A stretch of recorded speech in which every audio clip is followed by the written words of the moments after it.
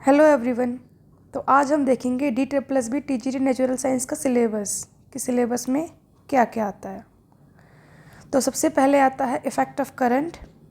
Effect of current के लिए आप क्लास 8th 9th 10th को प्रेफर कर सकते हैं, और क्लास 10th का चैप्टर नंबर 12 और चैप्टर नंबर 13, जैसे chapter number 12 electricity, chapter number 13 है magnetic effects of electric current. तो ये सब पढ़ेंगे तो आपका टॉपिक अच्छे से कंप्लीट हो जाएगा, जिसमें पोटेंशियल डिफरेंस, ओम्स लॉ क्या होता है, सीरीज कॉम्बिनेशन में रेजिस्टर्स को रखते हैं तो क्या होता है, पैरेलल कॉम्बिनेशन में रखते हैं, और मैग्नेटिक फील्ड्स क्या होती है, फ्रीक्वेंसी क्या होती है एसी की, direct current, alternating current, electric motor, electric generator, मतलब जो भी टॉपिक्स दिए हुए हैं सारे आपको इफेक्ट ऑफ करंट में, ये सारे आपको क्लास 8 9 10 से मिल जाएंगे। देन आप क्लास लाइट वाले टॉपिक के लिए क्लास 8 9 10 पढ़ सकते हैं। मैं ओल्ड NCERT की बात कर रही हूँ, अगर आपके पास टाइम बचे तो आप न्यू NCERT को भी पढ़ सकते हो।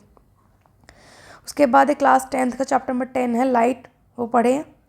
एंड देन कुछ टॉपिक्स है जैसे कि ट्विंकलिंग ऑफ स्टार्स क्या होता है, reflection index, dispersion of light, scattering of light के लिए क्लास 10th का चैप्टर नंबर 11 आई पढ़ेंगे। देन सोर्सेज ऑफ एनर्जी के लिए class 8th 9th 10th more than sufficient रहेगा। Then motion force and Newton's law, इसके लिए आप क्लास 8th 9th 10th को पढ़ें। इसके अंदर आपको displacement, velocity, uniform non uniform motion along a straight line, acceleration क्या होता है, distance, time, velocity, time graph मिल जाएंगे आपको यूनिफॉर्म और नॉन यूनिफॉर्म एक्सेलरेटेड मोशन के लिए इक्वेशन मिल जाएगी मोशन की ग्राफिकल मेथड से।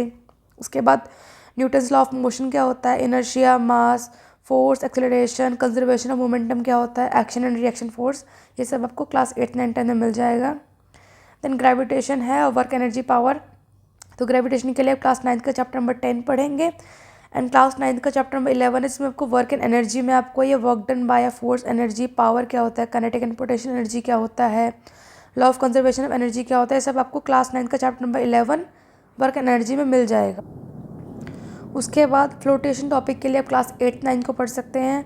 उसमें आपको Archimedes principal, thrust and pressure, class 9 का चैप्टर नंबर 10 है जिसमें सारे टॉपिक्स दिए हुए हैं। देन साउंड के लिए क्लास 8 9 10 पढ़ेंगे। क्लास 9 का चैप्टर नंबर 12 है जिसमें आपको ये speed of sound, range of hearing क्या होती है ह्यूमंस के अंदर, अल्ट्रासाउंड क्या होता है, रिफ्लेक्शन ऑफ साउंड मिल जाएगा, इको क्या होता है, सोनार क्या होता है, स्ट्रक्चर मिल जाएगी ह्यूमन ईयर की।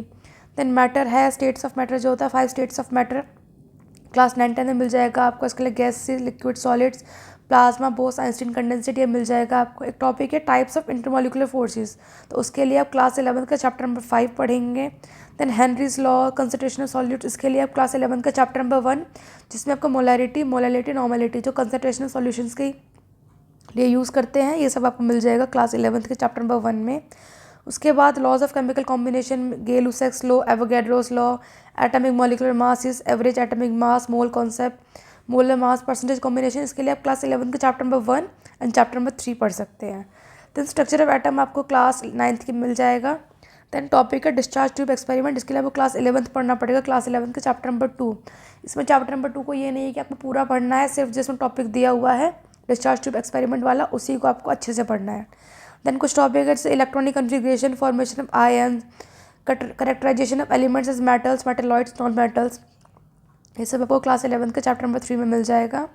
Then periodic classification of elements के लिए आप क्लास 10 का चैप्टर नंबर 5 पढ़ेंगे। देन ट्रेंड्स के लिए आप क्लास 11 का चैप्टर नंबर 3 पढ़ेंगे।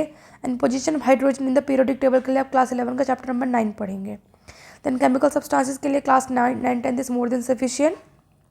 देन आप 11th क्लास से Bronsted Lowry theory, Lewis concept of acids and bases, relative strength acids और बेसिस की, logarithmic of p scale, pH क्या होता है, पीओएच, पीकेडब्ल्यू और आयनिक इक्विलिब्रियम सॉल्यूशन, सब आप क्लास 11 से मिल जाएगा। केमिकल रिएक्शंस के लिए आप क्लास 10th पढ़ेंगे। इसमें आपको केमिकल इक्वेशंस कितने टाइप की होती हैं, उनके एग्जाम्पल्स, केमिकल इक्वेशन कैसे बनाते हैं, कैसे उनको बैलेंस करते हैं, सब आपको पढ़ने को मिल जाएगा। मेटल्स और नॉन मेटल्स के लिए क्लास 10th को पढ़ेंगे। इसमें corrosion, metals and non metals कितने टाइप के होते हैं, वो कैसे कैसे नेचर में मिलते हैं, और रस्ट कैसे होता है आयरन पे, और प्रिवेंट कैसे करते हैं कोरोजन को, सब मिल जाएगा आपको।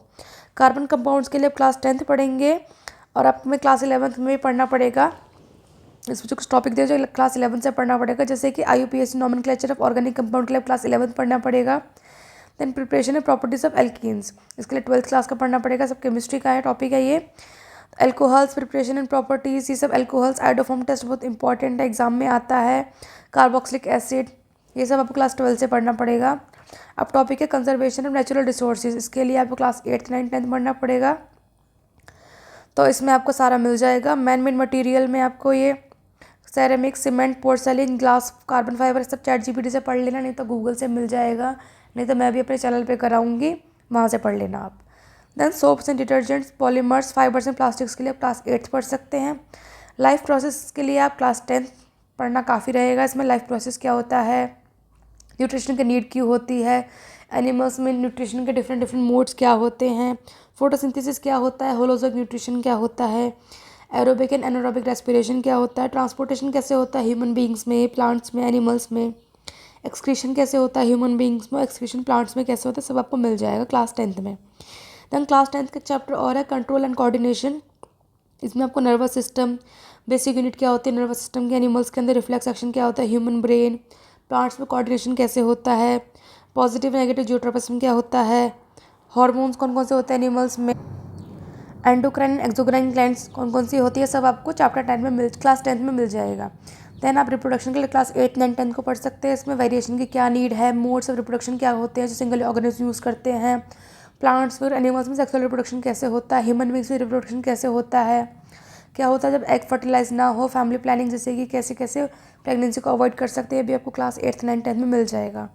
देन हेरिडिटी इवोल्यूशन के लिए आप क्लास 10th को पढ़ सकते हैं, मोर देन सफिशिएंट रहेगा। इसमें आपका मेंडल्स लॉ, सेक्स कैसे डिटरमाइन करते हैं, इवोल्यूशन क्या होता है, एक्वायर्ड इनहेरिटेड ट्रेट क्या होता है, एक्वायर्ड इनहेरिटेड ट्रेट क्या होता है, होमोलोगस एंड एनालॉगस ऑर्गन्स कौन कौन से होते हैं, फॉसिल्स क्या होता है, ह्यूमन इवोल्यूशन क्या होता है, ये सब आपको क्लास 10th में मिल जाएगा।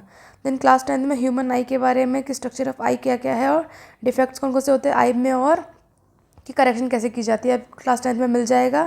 देन नेचुरल रिसोर्सेज आपको क्लास 8th 9 10 में मिल जाएगा।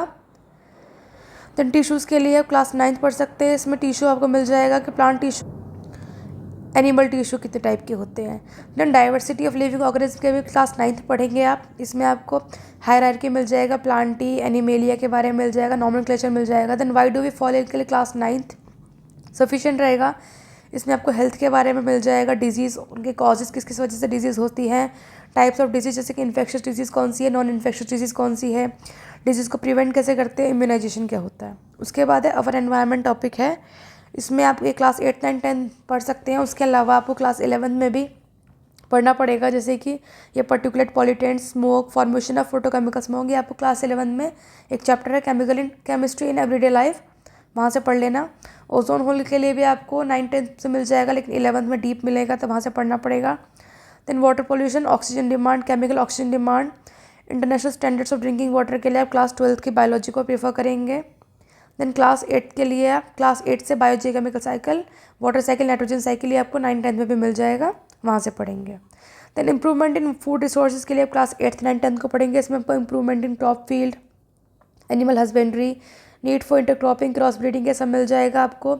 अब फिर कुछ ग्रेजुएशन के टॉपिक है जैसे कि bones and cartilage, animal diversity, comparative anatomy and developmental biology of vertebrates, physiology and biochemistry, applied zoology, aquatic biology, immunology, reproductive biology और insect vector and disease and sericulture.